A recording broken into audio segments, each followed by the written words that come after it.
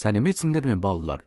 Бүгін біз сендермен химиялық тепе-теңдік тақырыбымен танысамыз. Жүйені термодинамикалық тепе-теңдік күйден ауытқытатын сыртқы әсердің салдарынан сол жүйедегі тепе-теңдік осы әсерді әсер ететін реакция бағытына қарай ығысады. Химиялық тепе-теңдікке әсер ететін негізгі үш фактор бар. Олар концентрация, температура және қысым. Бұл Ле Шателие Браун принципімен түсіндіріледі. Ендеше осы ғалымдармен танысайық. Bonjour, мен Henri Le Chatelier, Fransız химия әрі инженермін. Ben 1950 жылы 8 қазанда Париж қаласында дүниеге келдім. Инженер болуыма әкем Луи Le Chatelier тікелей ықпал етті. Ол кісі Франциядағы техникалық инфрақұрылымның дамуына үлкен үлес қосқан адам. Мен Париждегі мектеп-лицейді аяқтаған соң политехникалық колледжге түсіп, одан кейін Тау-Кен және инженерия университетінде білімімді жетілдірдім.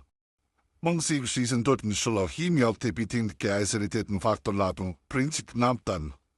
Яғни, тепе-теңдік күйдегі жүйеге сыртқы әсер жасалса, жүйе сол әсерді азайтуға бағытталған өзгеріске ұмтылады.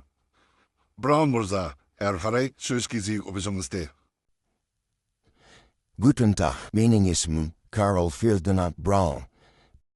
Fizika мен электрониканың дамуына үлкен үлес қосқан неміс ғалымымын. 1820 жылы 6 маусымда Фулда қаласында дүниеге келдім. Бала кезімнен математика мен физикаға қатты қызықтым.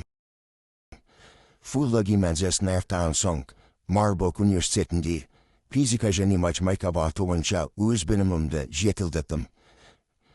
Le Chatelier мырзаның химиядағы тепе-теңдік жүйесінің тәжірибе жүзінде дәлелдедім. Бұл принцип өнеркәсіпте, яғни аймақ синтезі, күрт шолу өндірістерінде, металлургияда, сонымен қатар газдардың кассеттерін түсіндіруде маңызды рөл атқарады.